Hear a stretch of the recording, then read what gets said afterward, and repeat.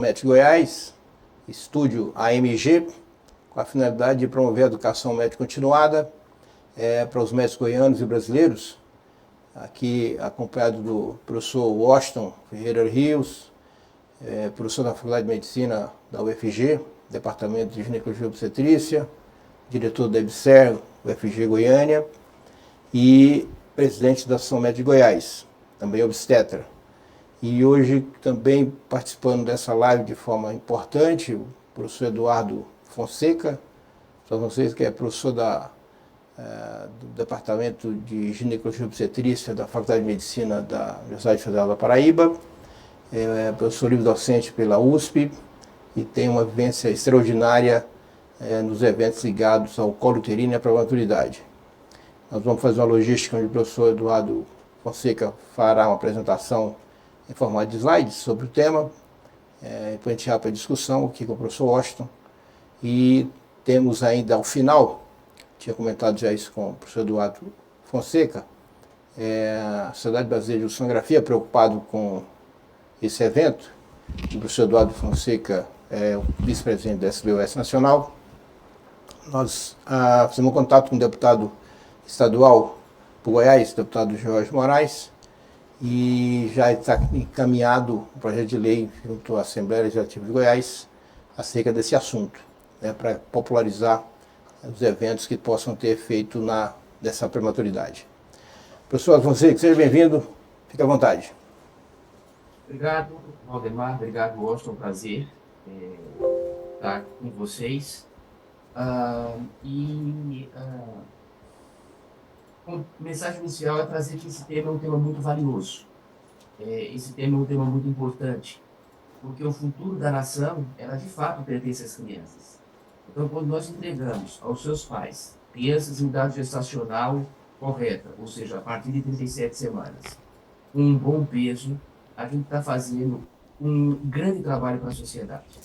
Só lembrando a todos os nossos ouvintes que a principal causa de mortalidade infantil e de mortalidade neonatal é a prematuridade. A cada 100 crianças que morrem, 80 morrem nos berçários decorrentes da prematuridade. E a principal causa de mortalidade infantil nos primeiros 5 anos de idade são relacionados às complicações da prematuridade. Então, a prematuridade realmente é um grande evento e o Novembro Roxo, o dia 17 de novembro, é colocado como o Dia Internacional da Prematuridade, no sentido de chamar a atenção que algo precisa ser feito. Mas, Valdemar, Washington, a gente precisa ir além, porque a maioria das campanhas que se faz em relação à prematuridade, ela está focada na criança que já nasceu prematura. E é necessário que a gente chame sobre a importância da prevenção. E é isso que eu vou querer hoje trazer para vocês. Intervenções que podem diminuir a prematuridade. Eu vou dividir com vocês uma apresentação nos próximos 15 minutos e eu preciso que o Yuri libere para que eu possa dividir o meu monitor com vocês. Aguardando. Ok, obrigado, Yuri. Um minutinho.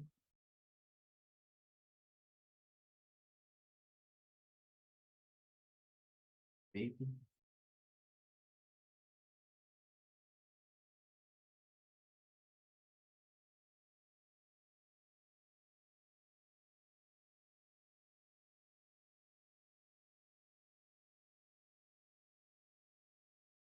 Vocês já conseguem ver a minha apresentação? Já está na tela? Perfeito. Então, o nosso objetivo hoje é trazer exatamente o tema dessa campanha do Novembro Roxo. Prematuridade. Pequenas ações geram grande impacto.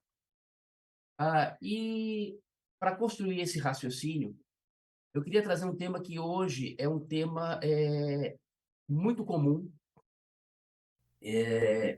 quando se fala de grandes temas dentro da medicina.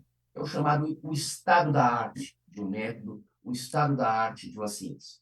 Definimos como estado da arte o nível mais alto de desenvolvimento.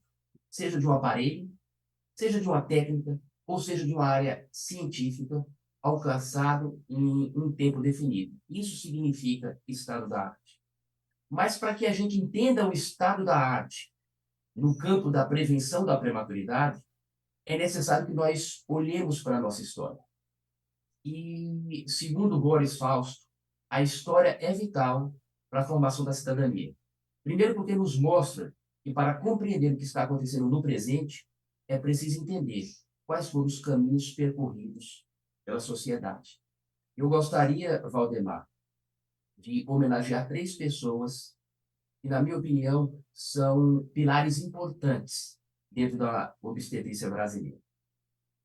Fernando Magalhães, Jorge de Rezende e Mário Dias Correia, que foi o primeiro professor da Universidade Federal de Minas Gerais, formado em Minas, com residência em Chicago, com mestrado, doutorado na Universidade Federal de Minas Gerais e professor titular da Universidade Federal de Minas Gerais e, infelizmente, nos deixou em 2019, foi o primeiro professor brasileiro a levantar a bandeira do combate à prematuridade.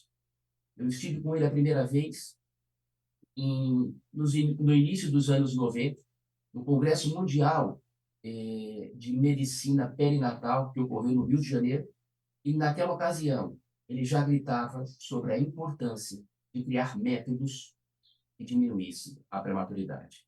Então, a esses 3 pilares da medicina brasileira, Fernando Magalhães, Jorge de Rezende e Mário Dias Correia, eu dedico, certo, essa nossa apresentação. Pequenas ações, grandes impactos. Quais são as intervenções, Valdemar, que mudam os resultados perinatais? Para responder essa pergunta, nós precisamos entender quais são os danos perinatais relacionados com a prematuridade. O primeiro, o mais evidente de todos, é a morte neonatal. Como eu disse aos senhores, a cada 100 crianças que morrem nos nossos berçários, 80 morrem decorrentes de complicações da prematuridade, como os senhores podem ver aqui. E aqueles que não morrem, eles apresentam complicações a curto prazo, no período neonatal, ou a longo prazo, aqueles que ocorrem nos recém-nascidos que sobrevivem e recebem alta hospitalar. Eu gostaria de levantar 3 grandes complicações. Complicação pulmonar, dano a curto prazo, membrana hialina, dano a longo prazo, a broncodisplasia pulmonar, que leva a uma necessidade frequente de oxigênio externo. As alterações do sistema nervoso central e oftalmológicas, a hemorragia intraventricular, a leucomalácia, a hidrocefalia e a retinopatia da prematuridade, que a longo prazo se traduz por paralisia cerebral e por cegueira. E, por fim, as causas endócrinas, que levam à hipoglicemia nesses recém-nascidos e, a longo prazo, podem levar a um estado de resistência à insulina e tornar esse adulto jovem um diabético crônico. Colocando isso em consideração, a Organização Mundial de Saúde, em 2015, lançou algumas intervenções, e ela dividiu em 2 grandes grupos, e eu aqui acrescento o grupo de pacientes assintomáticas. Ela disse que no período neonatal, ou seja, após o nascimento, as intervenções neonatais estariam associadas com melhora do resultado neonatal são o controle da temperatura corporal, mãe com guru, bolsa plástica, a pressão positiva das vias aéreas para diminuir as sequelas da membrana hialina, a utilização do surfactante e o controle da concentração de oxigênio para diminuir as sequelas pulmonares. Do ponto de vista das pacientes sintomáticas, do ponto de vista obstétrico, ela colocou a tocólise, o intuito de utilizar o corticoide para a maturidade pulmonar, o antibiótico na prevenção da sepse neonatal precoce e o sulfato de magnésio na prevenção da paralisia cerebral. E eu acrescento, há de se fazer algo que evite essa criança nascer prematura. Quando eu faço corticoide, quando eu faço antibiótico, quando eu faço sulfato de magnésio, eu estou intervindo com prevenções terciárias para diminuir a sequela do nascimento. Mas há necessidade de se instituir prevenção secundária para diagnóstico precoce e evitar que essa criança nasça prematura. E aí nós temos duas ações, o colo curto e a progesterona. Então, aqui, a Organização Mundial de Saúde, ela fez esse guideline em 2015, onde os senhores podem ter acesso a ele. E ele é traduzido para o português. Sem sombra de dúvidas, o evento mais importante é a prematuridade e o corticoide é a ação mais significante na prevenção da membrana hialina. Em 1972, Liggins publica o seu trabalho e ele demonstra uma redução de 70% de membrana hialina no grupo que não utilizou corticoide para apenas 12% no grupo que utilizou corticoide. A partir daí, ficou definido que o corticoide deveria ser utilizado no período pré-natal, próximo do parto, com o intuito de diminuir a membrana hialina. E em 1988, publicado no Clinical Obstetrics and Gynecology, Jay Irons afirma que o corticoide para maturação pulmonar foi o único avanço nos últimos 10 anos na prevenção do parto prematuro. Como eu disse, Washington, nós precisamos olhar o passado para projetar o futuro. Em 88, Irons diz: corticoide, corticoide, corticoide, para diminuir a principal sequela da prematuridade, que era a membrana hialina. Em 2007, Roberto Romero, ele afirma que, para avaliar o risco de parto prematuro, a avaliação ultrassonográfica do colo uterino, realizado pela via endovaginal, é o único preditor poderoso do parto prematuro na gestação atual. Uma vez que os outros preditores olhavam para o passado, prematuridade anterior e gemelidade na gestação atual. Todavia, a gemelidade é um preditor mais fraco do que a medida do colo. A determinação da medida do colo é um método mais poderoso de avaliação do risco de um parto prematuro, segundo Roberto Romero, e ele diz o seguinte: nós acreditamos que medir o colo deveria ser um padrão no exame ultrassonográfico de segundo trimestre. E em 2015, nessa linha, a Federação Internacional de Ginecologia e Obstetrícia, ela recomenda a realização da ultrassonografia endovaginal e da utilização de progesterona vaginal na prevenção do parto prematuro. Ela diz que a avaliação cervical deveria ser realizada entre 19 e 24 semanas e que naquelas que tivessem um colo curto igual ou inferior a 25 milímetros, deveria utilizar 200 miligramas de progesterona micronizada vaginal ou 90 miligramas de gel de progesterona, até o final da gestação.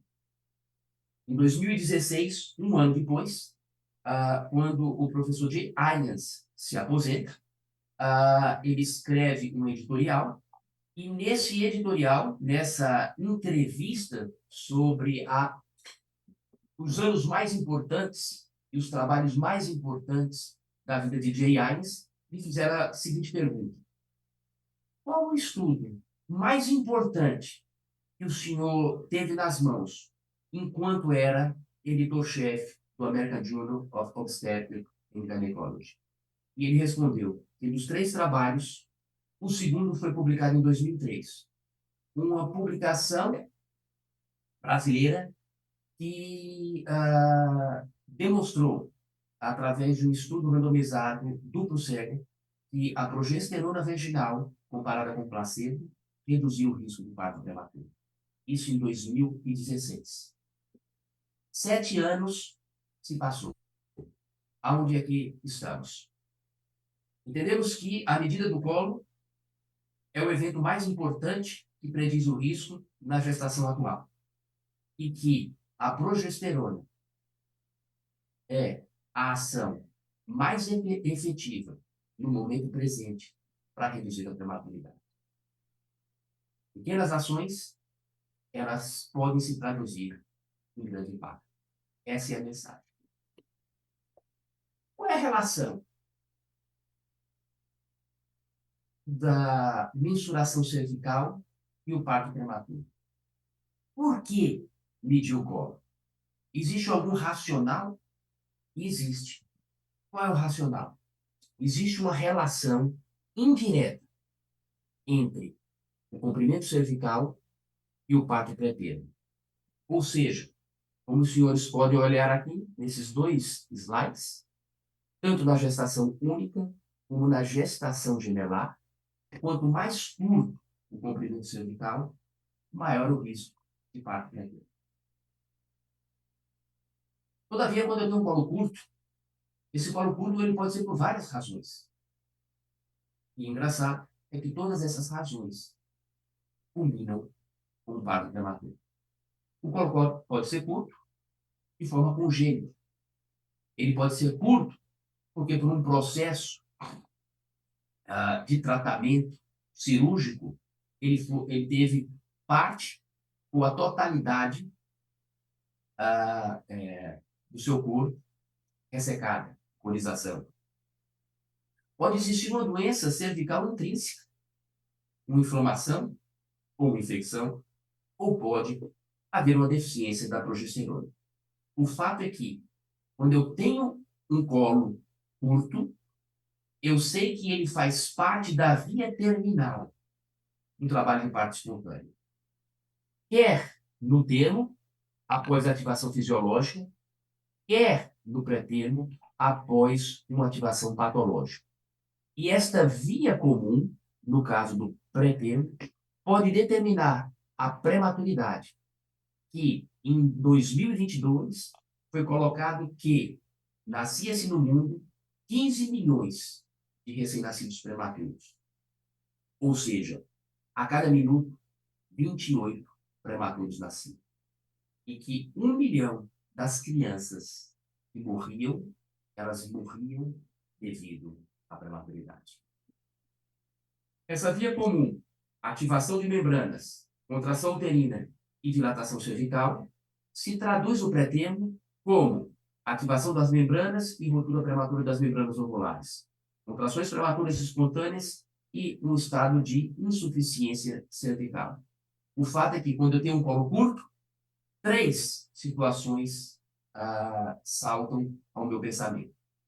Ou esse colo é incompetente, incompetência cervical, e aí eu diagnostico ele. Ou essa mulher tem um risco de parto prematuro, ou ela tem um trabalho de parto pré-termo. E para cada uma dessas situações, eu vou apresentar uma ação específica. Mensuração do colo uterino na gestação, um objetivo de diagnóstico de insuficiência cervical. Define-se insuficiência cervical como uma inabilidade do colo de reter a gravidez na ausência de sinais e sintomas de contração uterina, ou trabalho de parto no segundo trimestre. Agora, é importante afirmar que a presença de um colo curto no segundo trimestre não é suficiente para o diagnóstico de insuficiência cervical. Diante do diagnóstico de insuficiência cervical, eu tenho 3 possibilidades. Ou eu faço uma circunflagem indicada pela história clínica dela, ou seja, 3 abortos do segundo trimestre. Ou eu faço uma circunflagem indicada pela ultrassonografia, ou eu faço uma circunflagem indicada pelo exame físico. No primeiro caso, ela se chama profilática. No segundo caso, ela se chama terapêutica. E no terceiro caso, é uma circunflagem emergencial ou de resgate. E aqui você tem um exemplo de uma circunflagem emergencial. O grande medo é, se eu fizer uma circunflagem indicada pelo ultrassom, não será que eu estou agindo tardiamente e vou perder alguns casos e transformar essa cerclagem indicada pelo ultrassom numa cerclagem emergencial e vou piorar o resultado neonatal dessa criança. Por outro lado, se eu realizo uma cerclagem profilática, ou seja, só porque a mulher teve uma ou duas perdas no segundo trimestre, não será que eu estou fazendo um procedimento cirúrgico desnecessário e aumentando o risco do binômio materno-fetal? Para responder essa pergunta, a necessidade de se criar estudos. E foi criado um estudo com o seguinte protocolo. Para avaliar a efetividade da cerclagem terapêutica, preconizou-se que toda vez que eu tivesse uma história clínica forte e evidente de incompetência cervical, 3 ou mais abortos no segundo trimestre, via de regra, abortos decrescentes, da idade gestacional para a idade gestacional menor, primeiro com 24, segundo com 22, o terceiro com 20, indicava-se a cerclagem por via transvaginal. E toda vez que eu tivesse uma perda de segundo trimestre, entre 14 e 28 semanas, uma ou duas perdas, eu realizaria ultrassom de maneira quinzenal entre 16 e 26 semanas. Se o colo for superior a 25 milímetros, indicaria cerclagem, e se o colo for superior a 25 milímetros, apenas acompanhamento. A questão é, essa ação é efetiva? Esse trabalho foi publicado pela Mipitô em 2002. Ela acompanhou cerca de 90 pacientes, 43 fizeram cerclagem eletiva e 47 foram seguidos pelo ultrassom. Dessas que foram seguidas pelo ultrassom, a cerclagem foi indicada em 28 das 47 pacientes, cerca de 60%, mas a incidência de parto prematuro em ambos os grupos foi semelhante, não havendo diferença estatística, e aí sendo demonstrado que, em mulheres com risco de perda fetal no segundo trimestre, a avaliação cervical seriada, o ultrassom e a cerclagem reduz a necessidade de intervenção sem aumentar os efeitos adversos. Então, quando eu não tenho uma história clássica, a avaliação cervical entre 16 e 23, 24 semanas me permite identificar aquelas mulheres que seriam beneficiadas pela cerclagem, ou seja, eu deixo de fazer cerclagem em 40% dessas mulheres, e isso não interfere no resultado neonatal, e naquelas que eu faço em idade gestacional mais avançada, com 16, 17, 18, 20 semanas, esse atraso na realização da cerclagem em relação à cerclagem profilática não prejudica o resultado neonatal. Com isso, conclui-se que toda vez que eu tiver 2 ou menos perdas recorrentes no segundo trimestre, em vez de indicar a cerclagem, considerando apenas a história, eu poderia avaliar o colo e indicar ela quando o colo fosse inferior ou igual a 25 milímetros. Cerclagem não deve ser indicada nos casos de afunilamento cervical, com comprimento de colo maior que 25 milímetros. Por quê? Porque o importante é o comprimento e não a presença ou não do afunilamento. Mensuração do colo e do risco de parto pré-termo. Para tentar responder isso, como é um método de rastreamento, existem 2 grandes sistemas. O primeiro sistema foi proposto em 1968, onde se avaliam 10 fatores para indicar um teste de rastreamento. E mais recentemente, a Associação Canadense de Medicina, ela consolidou 12 princípios de rastreamento através de um consenso, tá? E desses eu vou levantar 3, ou seja, quais são os principais princípios de um teste de triagem, de um teste de rastreamento? Para eu indicar a medida do colo como um rastreamento universal, o que esse teste deveria ter? Primeiro, eu preciso avaliar o desempenho desse teste de triagem. Ele tem um bom desempenho? O segundo, eu preciso avaliar se existe algum tratamento após esse teste de triagem ou se existe alguma intervenção que eu possa realizar para diminuir o risco dessa mulher. Por exemplo, eu faço o Doppler das uterinas no primeiro trimestre, eu identifico uma mulher de risco para pré-eclâmpsia. Tem algum tratamento? Tem. Eu faço aspirina na dose de 100, 150 miligramas, eu reduzo o risco em 80% a 90%. Então, toda vez que eu tiver um teste que identifica o risco e tem um bom desempenho, é necessário que seja desenvolvido um tratamento, uma intervenção que diminua esse risco para que eu possa validar esse teste como rastreamento universal. E, por fim, como tudo na vida, ele tem que ser custo-benefício. Eu tenho que ter uma avaliação econômica do programa. E para responder o desempenho do teste, eu quero comparar ele com três testes que são realizados frequentemente nas nossas mulheres e o teste, o PSA, para prevenir câncer de próstata nos homens. Só para os senhores terem ideia, o teste Papa-Nicolau, eu preciso realizar 1.140 testes para evitar um câncer de colo uterino.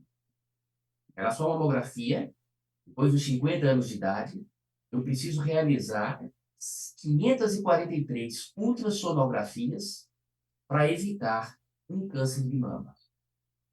E para a próstata, eu preciso indicar 1.254 exames de PSA para evitar ou diagnosticar de maneira precoce um caso de câncer de próstata. Esses três métodos são métodos validados e são métodos utilizados como rastreamento universal em uma população definida. Teste de Papa-Nicolau para todas as mulheres em idade fértil. A mamografia, a depender do serviço ou a depender do país, acima de 50 anos, ou já realizando a primeira entre 40 e 59 anos, e o PSA, também todos os homens devem realizar em associação com um estudo clínico da próstata. Em relação ao colo do útero, vejam, senhores, eu preciso realizar apenas 357 aferições para evitar um parto pré-termo. E eu preciso fazer apenas 218 aferições para evitar uma complicação ou mesmo a mortalidade neonatal. Então, ao comparar esses três testes definidos na literatura, mamografia, Papa-Nicolau e o PSA, com a avaliação cervical, eu observo que no número menor de pacientes rastreadas, eu consigo um bom efeito. Então, eu consigo demonstrar aqui para os senhores que esse teste tem um bom desempenho. E isso pode ser visto também do ponto de vista obstétrico. Existem dois medicamentos que eu utilizo, o sulfato de magnésio para prevenir eclâmpsia e para paralisia cerebral, e o corticoide para prevenir membrana hialina e morte neonatal. Vejam, senhores, a redução do sulfato de magnésio é em torno de 60% para a eclâmpsia e em torno de 30% para a paralisia cerebral. E eu preciso tratar 52 mulheres para evitar um caso de paralisia cerebral e eu preciso tratar 100 mulheres para evitar um caso de eclâmpsia. Em relação ao corticoide, eu consigo reduzir a membrana hialina em torno de 34% e a morte neonatal em torno de 31%. E eu preciso tratar 11 pacientes para evitar um caso de membrana hialina e 22 pacientes para evitar um caso de morte neonatal. Em relação à aferição do colo uterino, colo curto e a progesterona, eu tenho uma redução de 45% do parto prematuro, tratando apenas 14 mulheres para evitar um parto prematuro. E a membrana hialina, eu tenho uma redução de 61%, tratando apenas 22 mulheres para evitar um caso de membrana hialina. Ou seja, o teste tem um bom desempenho, tanto comparado com os testes que se realizam na população geral para prevenir colo do útero, câncer de próstata, câncer de colo de útero, câncer de próstata e câncer de mama, bem como com intervenções que reduz eclâmpsia, paralisia cerebral, membrana hialina e morte neonatal. E após o teste, existe tratamento? Sim, existe. Nesse trabalho, publicado em 2018, é uma meta-análise envolvendo 974 gestantes, foi demonstrado que a redução de 34% nos partos abaixo de 34 semanas ocorre com a utilização da progesterona, na dose de 200 miligramas, e essa redução, ela se traduz em melhora da morbidade e da mortalidade neonatal. O mesmo foi observado em pacientes com colo curto de gestação gemelar, uma redução em torno de 31%, tá? Naquelas com colo inferior a 25 milímetros.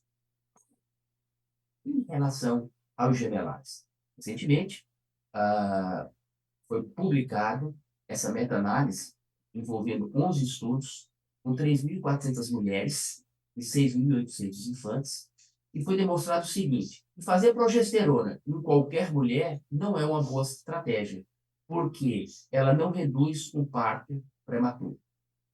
Todavia, realizar a medida do colo e naquela com um colo inferior a 30 milímetros, utilizar progesterona vaginal, ocorre uma redução de prematuro entre 28 e 32 semanas, em torno de 52%, ocorre uma redução da mortalidade neonatal em torno de 68% e ocorre uma redução do baixo peso neonatal em torno de 40%.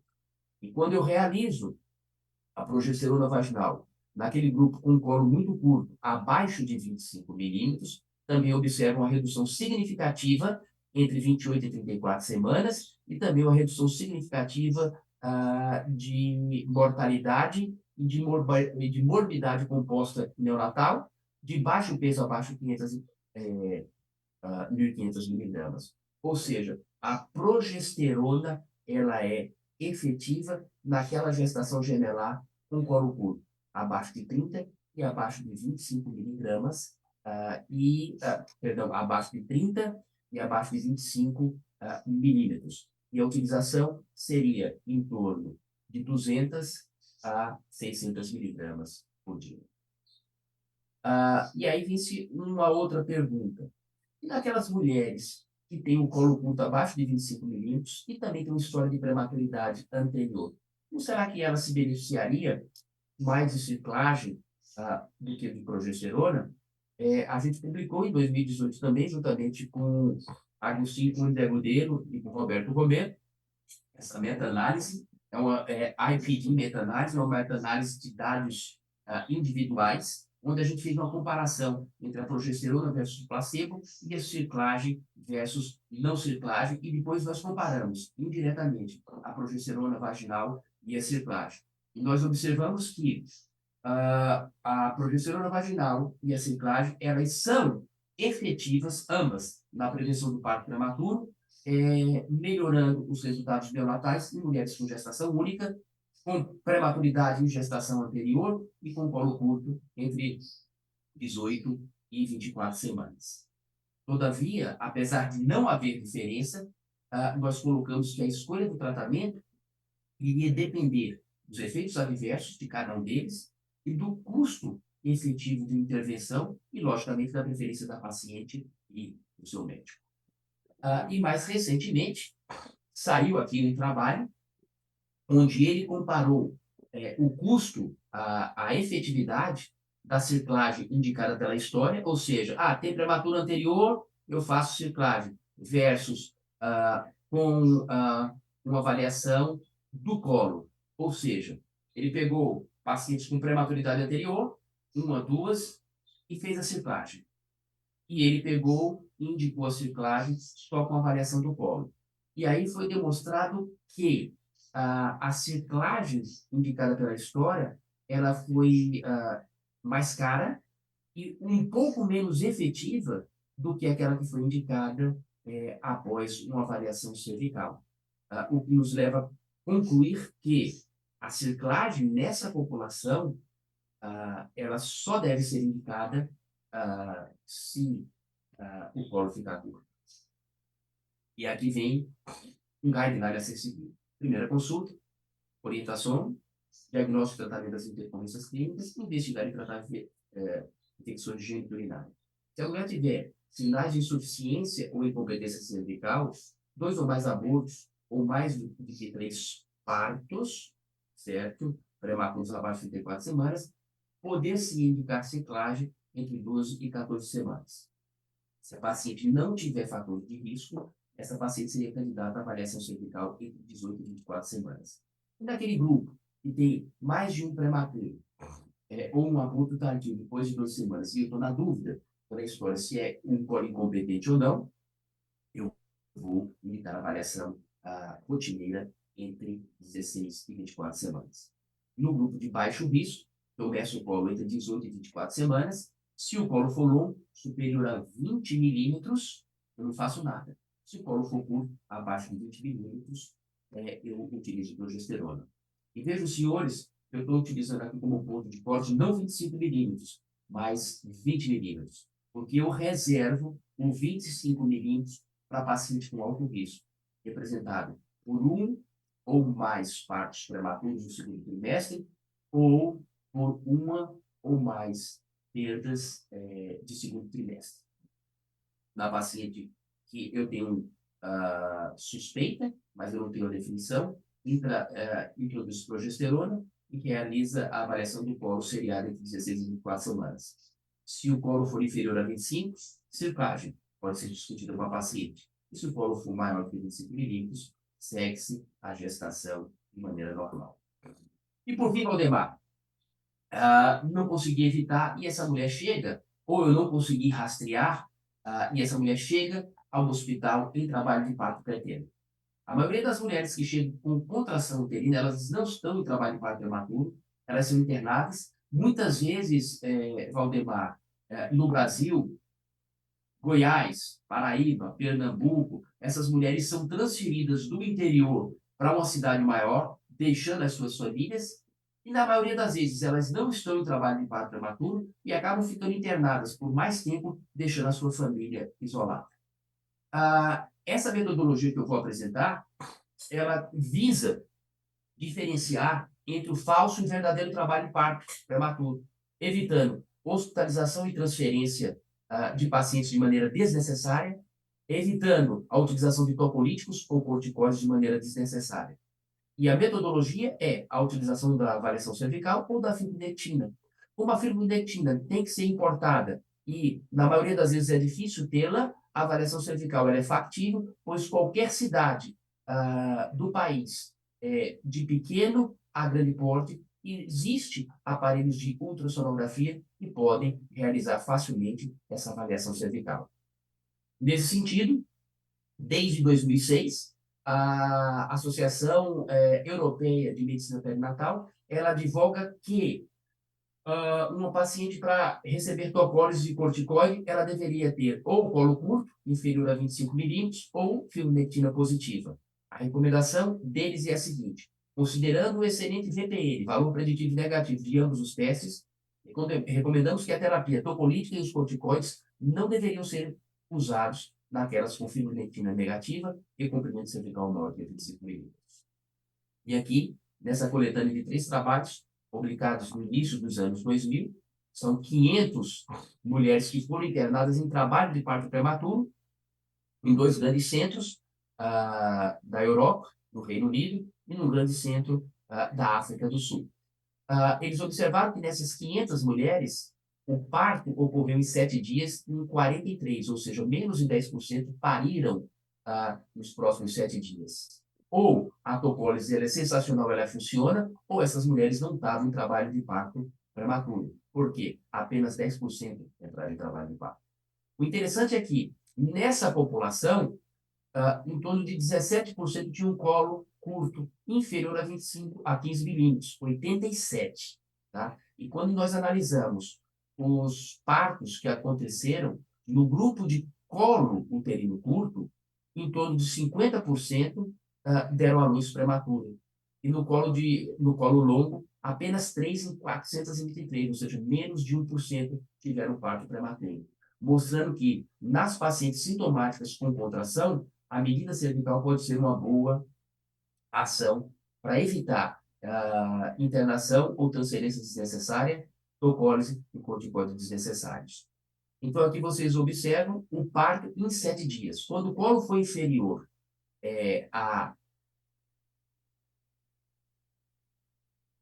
20 milímetros, olha o grande número de partos. E quando eu tenho um parto um colo entre 1 e 25 milímetros. Em 7 dias ele nasceu prematuro. Quando eu comparo o nascimento em 48 horas, eu não tive, nessas 500 mulheres, nenhum parto prematuro quando o colo foi inferior a 15 milímetros. E eu tive 3 partos. 2 deles, a mulher tinha colo entre 15 e 17, e um tinha colo entre 21 e 25 durante 7 dias. Nesse sentido, o que nós podemos preconizar? Toda vez que eu tiver um colo curto inferior a 15 milímetros, trabalho de parto prematuro, tocolis. Toda vez que eu tiver um colo superior a 30 milímetros, ultra irritável. E toda vez que eu tiver um colo entre 15 e 30 milímetros, ele deveria ser reavaliado. Como é que eu reavaliaria esse colo? Afasto a infecção e reavalio o colo por 24 horas ou utilizo a fibronectina se eu tiver a fibronectina. No útero irritável, ela contrai, mas não modifica o colo. Eu poderia utilizar a progesterona, porque eu sei que aumenta a quiescência para as contrações uterinas. E no trabalho de parto prematuro, internação, tocólise e corticoide. Enfim, eu gostaria de concluir esse nosso bate-papo, relembrando que o estado da arte é o nível mais alto de desenvolvimento de uma área científica, alcançado em um tempo definido. E eu acho que a gente está alcançando em pequenos pedaços dentro da prevenção da prematuridade. E eu chamo a atenção que ah, pequenas ações geram grandes impactos. As intervenções que reduzem os danos perinatais decorrentes da prematuridade, ou seja, do nascimento abaixo de 37 semanas, podem ser resumidas em 3 grandes ações. O corticoide antinatal, ele reflete, sim, o estado da arte. Em prevenção terciária, diminuindo a morbidade e a mortalidade neonatal. A avaliação ultrassonográfica do colo uterino reflete, sim, o estado da arte, o mais alto nível de desenvolvimento de uma área científica na prevenção secundária, identificando mulheres com maior risco de nascimento prematuro. E a progesterona vaginal reflete, sim, o estado da arte em prevenção secundária, prevenindo os desfechos indesejáveis, especialmente em gestantes com colo curto inferior a 25 milímetros. Eu agradeço a oportunidade de dividir com vocês esse assunto. Agradeço a Valdemar, agradeço a Washington, porque vocês têm se colocado, os dois, através desse movimento, dessas lives, como um grande divulgador das evidências científicas e tem tentado fazer uma interlocução entre o que se faz na MS com o que se faz no público. É fundamental que a saúde seja vista como um único movimento. Não existe ANS, não existe SUS. Existe saúde. E lembrando que a saúde é bipartite. Então, há necessidade do governo estadual e do governo municipal participar nessa estratégia de prevenção da prematuridade e, quem sabe, daqui a pouco, mais para frente, a gente vai estar discutindo também na prevenção da pré-eclâmpsia e da mortalidade materna. Muito obrigado, Valdemar, por eu fazer parte do seu time, por eu fazer parte dos seus amigos e por você nos permitir a espalhar essa boa nova que pequenas ações geram grandes impactos. Medir o colo do útero vai gerar um grande impacto. Vai diminuir a mortalidade no grupo específico de pacientes. Muito obrigado.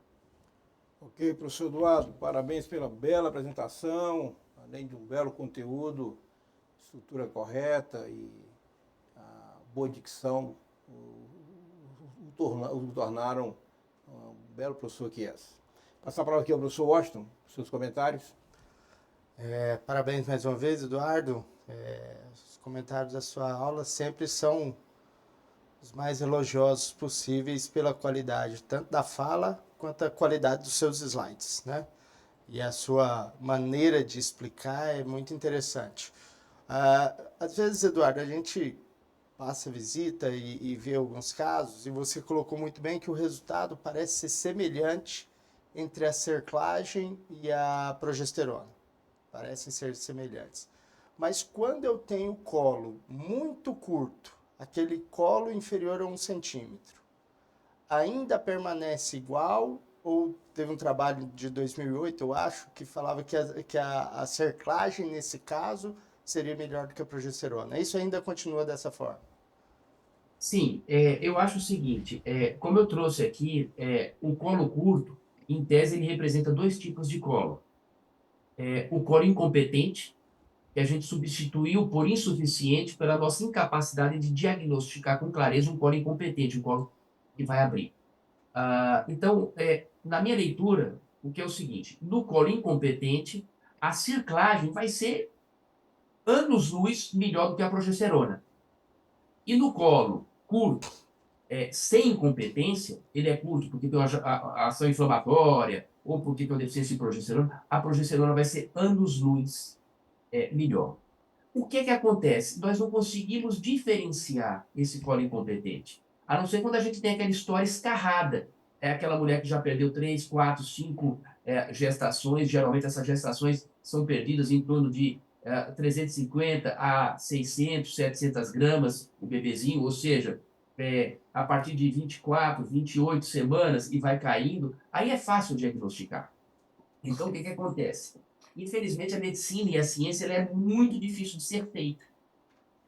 Por quê? Porque as patologias elas se misturam e diferenciá-las se torna difícil. Então, qual é a minha leitura? Quando eu tenho uma visão de que o colo é incompetente, é circlagem. Quando eu tenho uma visão de que o colo é curto, risco de parto prematuro, é progesterona. Ok. Aí vem o colo curto com 22 semanas. Se esse colo com 22 semanas é um colo aberto, é um colo de 5 milímetros, 5 milímetros é inexistente. Eu tenho uma maior chance de ter um colo incompetente do que ter um colo apenas moldado ou trabalhado para um risco de parto prematuro. O desfecho será o mesmo, parto prematuro. Na minha opinião, não é uma doença, é uma entidade, é uma definição, é igual à adolescência, é igual à menopausa, são definições. Então, um nasceu prematuro por incompetente, outro nasceu prematuro porque tem várias causas aí envolvidas. Então, é por isso que nesses colos muito curtos, abaixo de 10 milímetros, há evidência de que a circlagem seja melhor, mais efetiva. Por quê? Porque provavelmente eu tenho um colo mais incompetente do que um colo insuficiente. Então seria por aí. Então, quando eu tivesse um colo abaixo de 10 milímetros, eu pensaria em fazer circlagem. O que é que eu faço na minha prática? Aí vai de experiência. Eu meço o colo.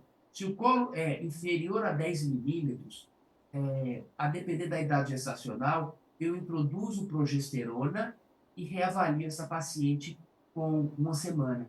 Por quê? Porque também uma circlagem no colo com 10, 5 milímetros não é para qualquer um, tá? Exato. Não é incomum, no momento da circlagem, você, pumba, furar a bolsa. E aí você pega essa criança que está com 22, 24 semanas, furou a bolsa, certamente ela vai nascer com 25 e 26. E talvez se você fizer a progesterona, você vai jogar aí um nascimento de 25, 20, de 22, 24, para um nascimento de 28, 30 semanas, dando maior possibilidade. Então, assim, são casos extremamente raros, são casos extremamente difíceis, e eles deveriam ser avaliados por pessoas que têm muita experiência em realização de circlagem. Mas, sem sombra de dúvidas, no colo muito curto, maior chance de ele ser incompetente, a circlagem vai ser melhor. Obrigado, Eduardo, mais uma vez, pela explicação e pela competência das explicações. Obrigado. Sr. Eduardo, conosco aí também, participando diretamente nessa bancada, o professor Rui Gilberto Ferreira, atual presidente da SBUS. Seus comentários, professor Rui.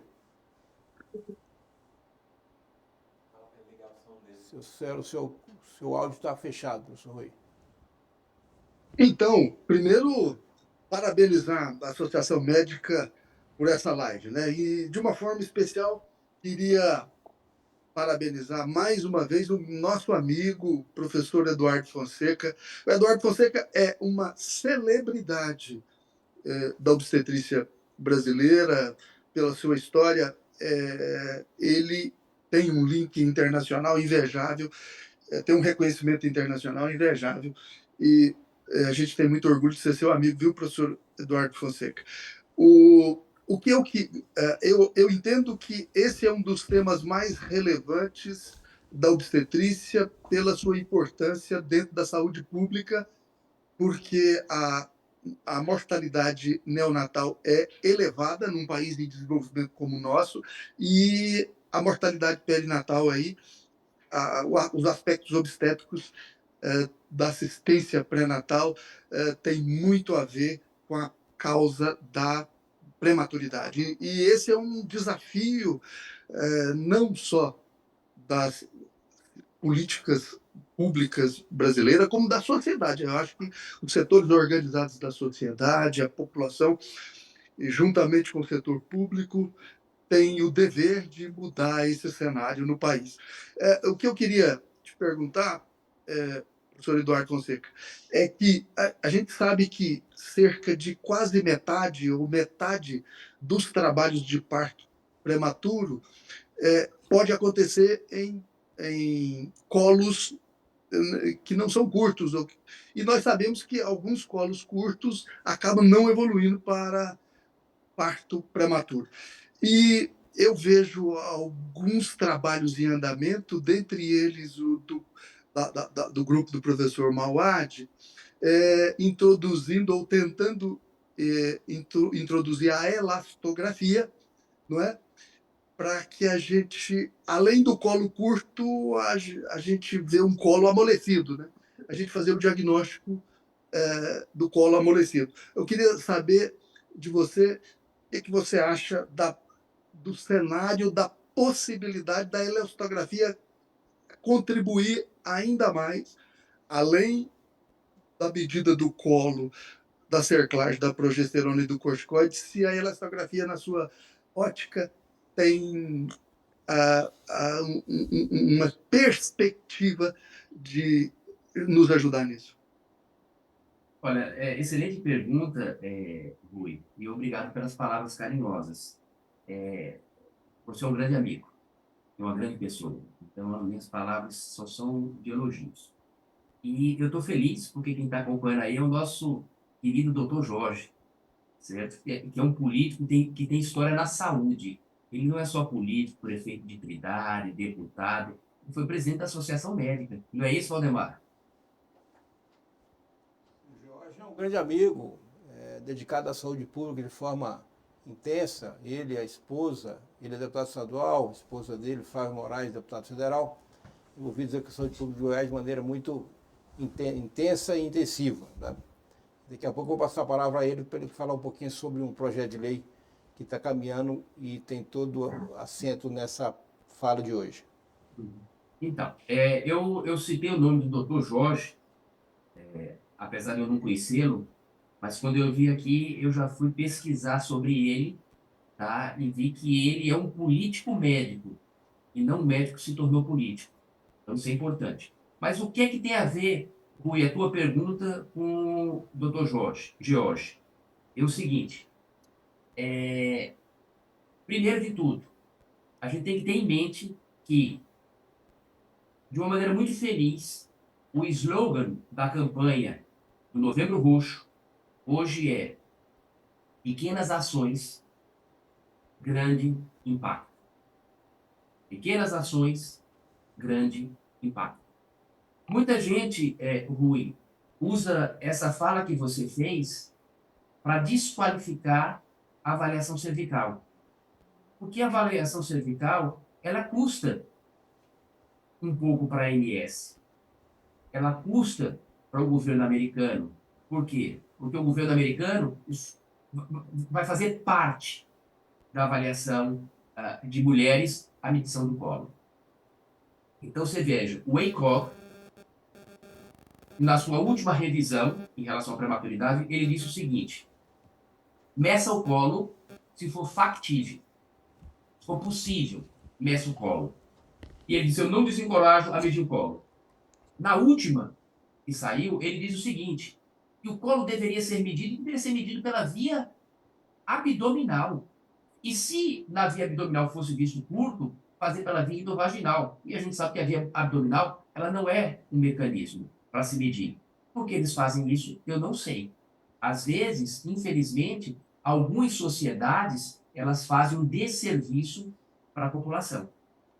Nessa minha linha de conversa, é, eu, há 2 semanas atrás, eu estava conversando com o Roberto Romero sobre isso. E, sem restrição, eu disse, Roberto, o que está acontecendo aí?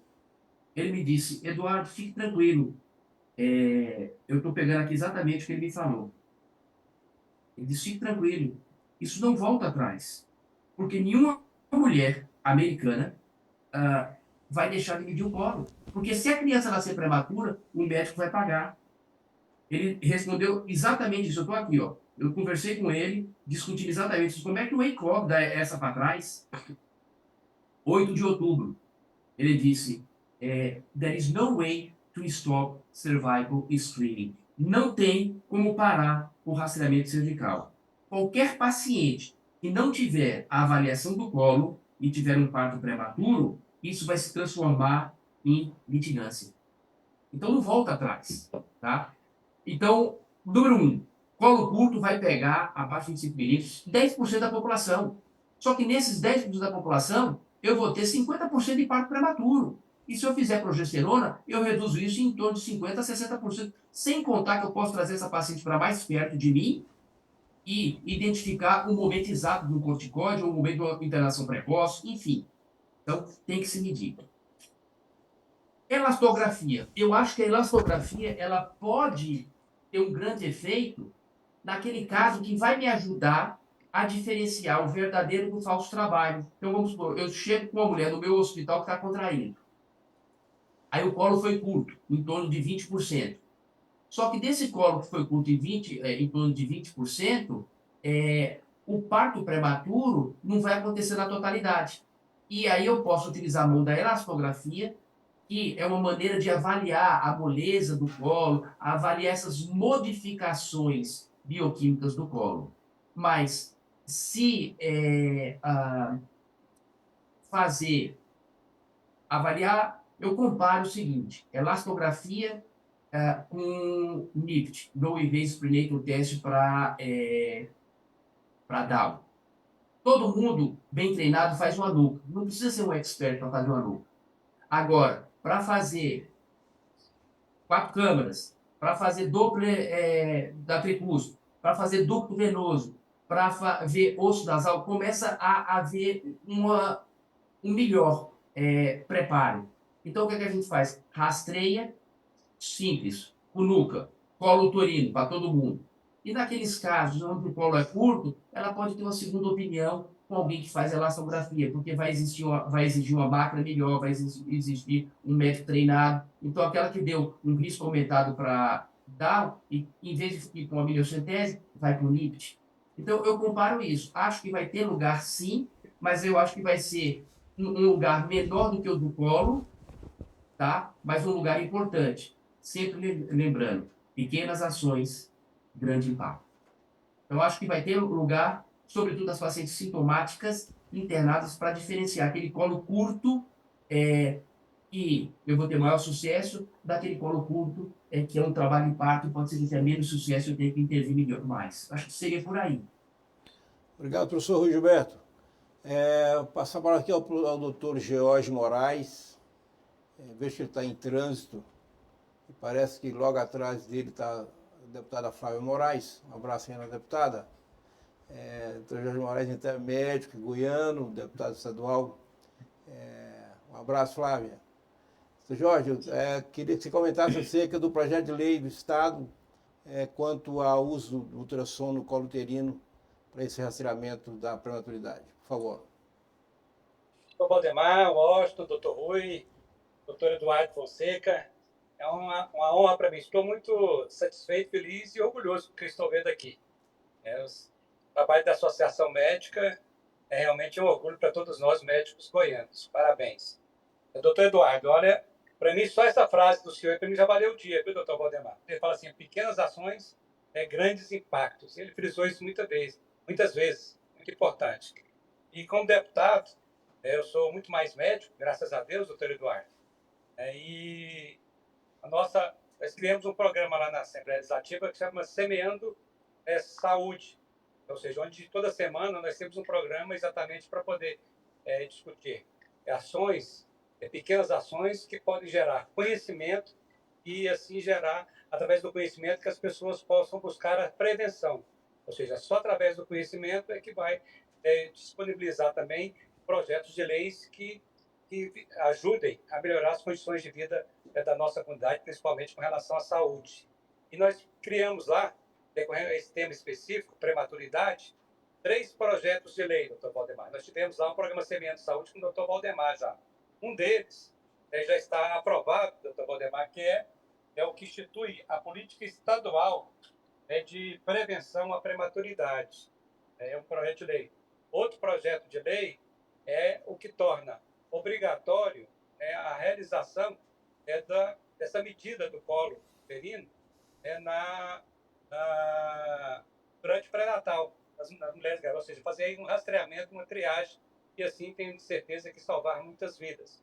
E outro projeto ainda, que é para buscarmos o conhecimento, que é a conscientização das mulheres com a importância desse simples exame, um exame de baixo custo, um exame que praticamente pode salvar muitas vidas, que é esse rastreamento da medida do colo uterino e assim prevenir muitos partos prematuros. Maravilha, doutor Jorge. Muito obrigado aí pela aplicação desse entendimento acadêmico, científico à população através de medidas políticas, né? Políticas de saúde que os deputados, vereadores e federais, senadores têm esse dever, né? De encurtar e aproximar muito mais, fugindo da medicina de Platão, que separava fortemente a medicina do rico da medicina do pobre. Então, a medidas assim encurtam essa distância entre esses dois polos, né? Isso é a missão, portanto, de deputado. Você o faz muito bem, né? Esperamos que, dando certo aqui em Goiás, possamos aí, através da deputada Flávia Moraes, levar isso a nível nacional para que a Câmara dos Deputados, depois o Congresso Nacional, que se torne, portanto, uma lei federal, portanto, beneficiando a população brasileira por inteiro, né?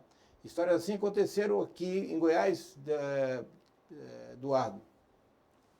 Na década de 50, havia em Goiás muita alteração tiroidiana, hipotiroidismo endêmico em Goiás, na velha capital, Goiás Velho.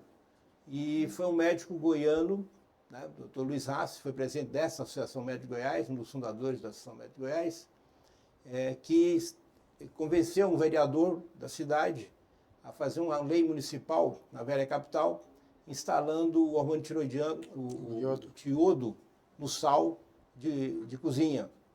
Depois essa lei se tornou a lei estadual pela Assembleia Legislativa de Goiás, e depois se tornou a lei federal pela Câmara, seguindo, portanto, aí o trâmite do município, do estado e da federação, né? Espero, oxalá, tenhamos esse caminhamento aí através do deputado Jorge Moraes. Voltando aqui a palavra, nós estamos já com um pouco mais de 1 hora de live, né? Passou rápido, o tema é tão agradável que nós estamos chegando a pouco mais de 1 hora. Vou voltar a palavra aqui ao presidente da Associação Médica, Dr. Washington Luiz, para que ele faça, então, suas considerações finais e o encerramento. Por favor, Dr. Washington. Em nome da Associação Médica, queria agradecer muito ao amigo Eduardo Fonseca por ter aceitado o convite, ter dado uma belíssima aula, muito elucidativa, e que, logicamente, a gente acredita que esse é o caminho do conhecimento, e essa é a função da Associação Médica também, que é prover o conhecimento aos médicos, e com isso a gente, de forma indireta, a gente está cuidando da população. Essa é a função da Associação Médica. Agradecer o deputado Jorge Moraes, estou vendo a deputada Flávia ali atrás também, um abraço, Flávia. E nós precisamos de ações assim, viu, Jorge? Isso engrandece o nosso Estado, futuramente engrandecerá o Parlamento e todo esse país com essas ações. Mandar um abraço para o professor Rui, que está ali nos assistindo, presidente em exercício ainda da SBUS, e agradecer a todos vocês mais uma vez, e colocando a Associação Médica à disposição de cada um de vocês, e no caminho de fazer o melhor para o médico e, com isso, indiretamente fazer o melhor para a população, gerando conhecimento a todos. Obrigado mais uma vez, obrigado, Dr. Valdemar. Valdemar é um grande entusiasta desses movimentos e parte disso é mérito dele mesmo, e eu agradeço mais uma vez por tudo, Valdemar. Obrigado, Eduardo. Seu Eduardo, essa live que você foi o nosso artista aí principal, o nosso ator, ficará pendurada aqui no Facebook, já está, e no YouTube da MG, no site da MG, para que pessoas, estudantes e médicos e população em geral fiquem abertos, possam acessar e gerar aprendizado à tua comunidade.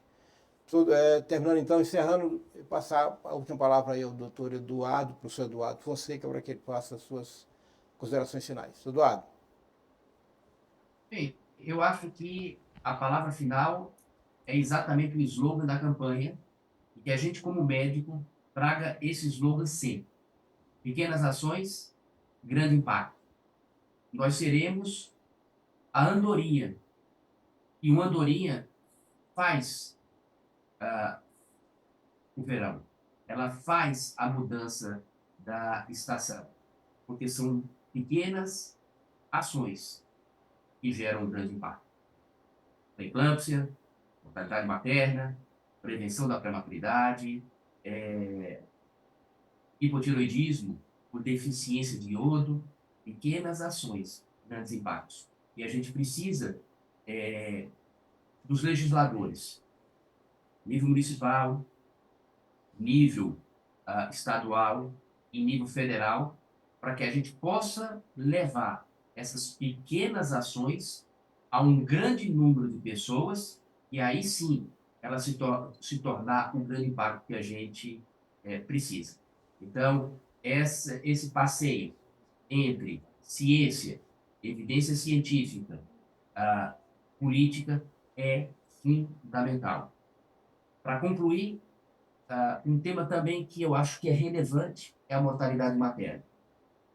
Uma coisa que me incomoda, deputado, é ver que a mortalidade materna nas nossas Unimedes são significativamente menores do que nós encontramos nos sistemas únicos de saúde. Por que essa diferença? Ou seja, precisamos aproximar essas duas medicinas, e essa proximidade se faz através de pequenas ações que são conduzidas e levadas pelos nossos legisladores. Mais uma vez, obrigado, Valdemar. Você sabe que esse é um tema que me instiga, você sabe que esse é um tema que para mim é muito importante, mas a grande importância dele não é o tema pelo tema, mas é que esse tema atinja as pessoas mais necessitadas. São aquelas que pagam um preço mais alto pelos nascimentos prematuros, pelas pré-eclâmpsias e pelas mortalidades maternas. Então, vocês, mais uma vez, em Goiás, estão de parabéns, Valdemar, Washington e Rui, por trazer tão bem e por fazer com que os assuntos médicos científicos transitem muito bem entre as evidências científicas e os legisladores. Muito obrigado por fazer parte desse projeto, muito obrigado por fazer parte dessa live de domingo, e um bom domingo para todos vocês e para todos os nossos ouvintes. Bom domingo, um forte abraço e até a próxima. Obrigado. Até mais, Eduardo. Todos vocês. Até mais.